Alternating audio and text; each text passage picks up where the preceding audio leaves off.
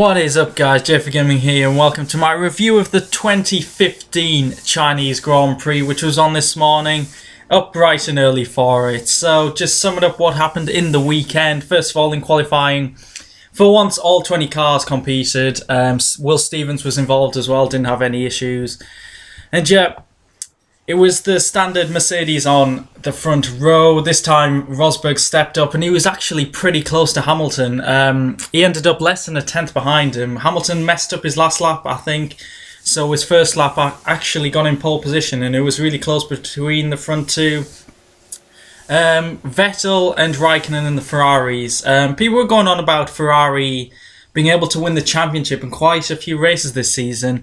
Even though I'm a Ferrari fan, I don't agree with that. I think Malaysia was a bit of a one-off. I think they're too far off the pace to be winning too many races. I think Vettel might get maybe like Ricciardo did last season, like 3 or 4 races wins. I can't really see Raikkonen winning a race, and if he does, he might be a bit lucky.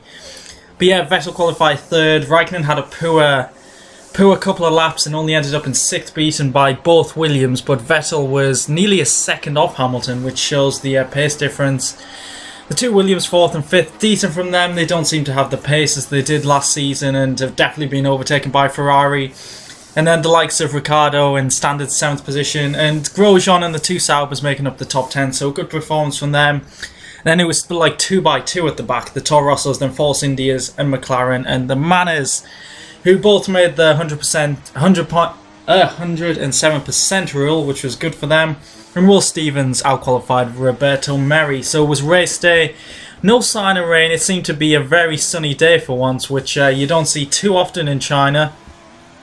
So from the start, Hamilton was pointing directly at the pit wall pretty much. A strange angle. That's the strangest angle I've ever seen for the start of a Grand Prix, pointing straight towards the wall, and he got a better start than Rosberg anyway, easily took the lead, or maintained the lead even. Rosberg slotted into second. Vettel was attacked by one of the Williams a little bit, but it was mainly the battle between the Williams and Raikkonen for 4th, 5th and 6th.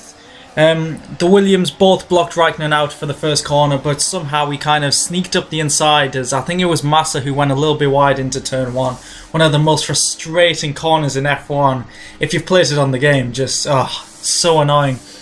But yeah, Raikkonen made his way past Massa as Massa went a bit deep, but into turn 3, Raikkonen flew up the inside of Bottas and took 4th position. I thought Bottas should have defended that a lot harder. It was a pretty easy move for Raikkonen, and I think most other drivers would have made it more difficult, but I can see his point of view of wanting to keep it clean and try and get a 5th position, I guess.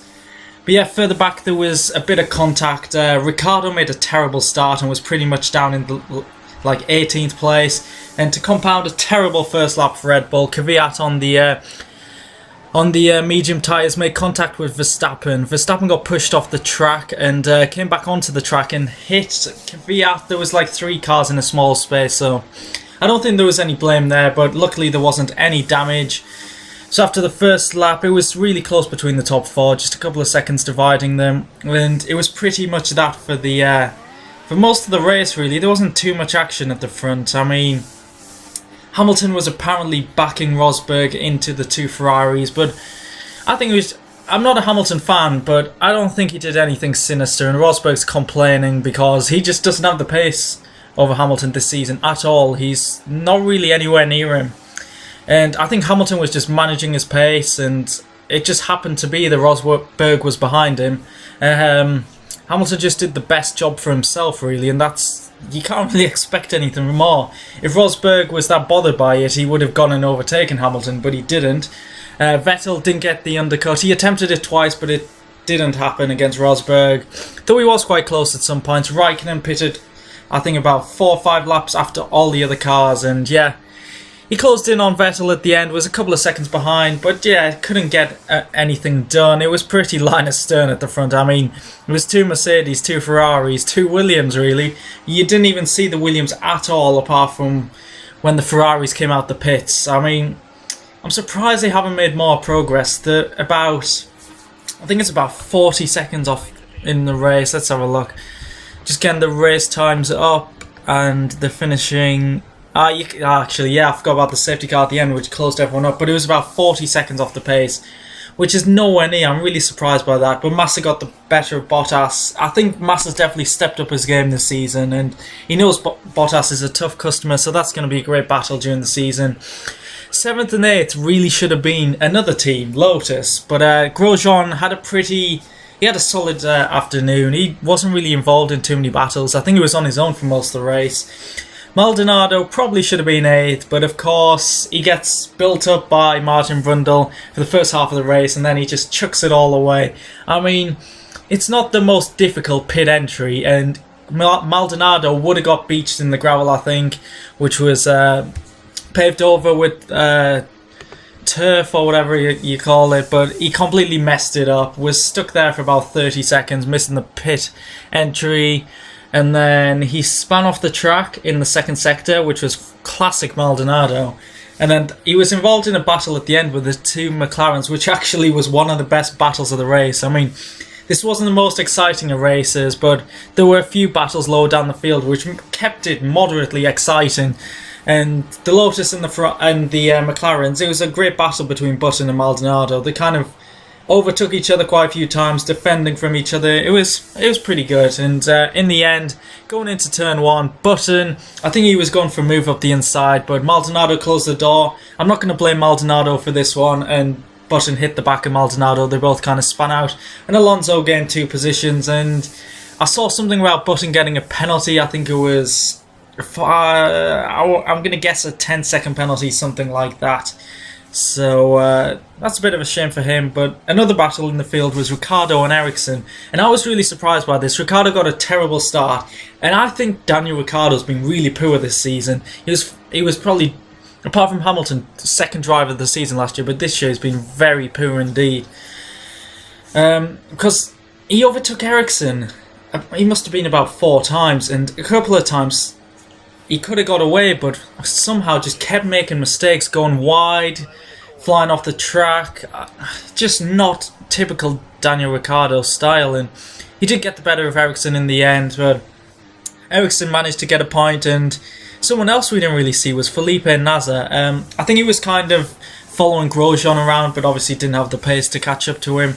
But yeah, it was very solid from him as well, and getting Sauber quite a few points so far. They've definitely stepped up the game this season, but I think they got points because Toro Rosso didn't. Carlos Sainz spun on the second lap. It was a pretty pathetic spin, one of them ones you won't want to look back at. But I think he went wide at turn 1 and kind of not on the grippy surface, just lost control and span. Was pretty much at the back apart from the manners. But yeah, he didn't really catch up. He had a gearbox issue in the final sector on the long straight. It was kind of rolling around for about 30 seconds and eventually got lapped. Verstappen, who was probably the one that made this race the most exciting, looking very promising, 17-year-old pulling the overtakes he does. It seems like he brakes that late. He isn't actually going for a move, but he brakes that late that he has to go up the inside, otherwise he's going to go into the back of the other driver. But they look like great moves. I think it was like 3 or 4 overtakes, great to see, but unluckily for him, he retired with 3 laps to go. His engine went, just like Kvyat as well, so Renault have definitely got problems, because them teams are going to get, I've got a feeling they're going to get quite a lot of penalties this season, the Toro Rossos and the Red Bulls, so they better watch out in a few races' time. Who else is there? There was the Force India, Hulkenberg didn't finish, he had an engine issue as well, so he better watch out. Maldonado obviously had a very eventful race, and Verstappen as well. He kind of caused the most exciting part of the race, where the marshals were trying to get him through the gap in the pit wall after he stopped on the start-finish straight, and it was comical really. It was just like the Chucker brothers, to me, to you, just couldn't get it past, and well done Chinese marshals. Give us some entertainment. But yeah, the safety car came out with 3 laps to go, and that kind of ended the race, though there wasn't really a race at the front. It was just 2 by 2 by 2, and I just hope it doesn't end up being this for most of the season. Personally, I think it is going to be. If you look at most like practice qualifying and race results, most of it is 2 by 2 unless there's an incident or something, which isn't good to see. But hopefully it'll be a better race next time out, which is in Bahrain for the night race. That was one of the best races of last season, so I'm hoping for a bit more of that. And yeah, it should be an exciting one, back-to-back race, and hopefully Ferrari can throw it at Mercedes and we'll have an epic battle for the win there. So hope you enjoyed this video.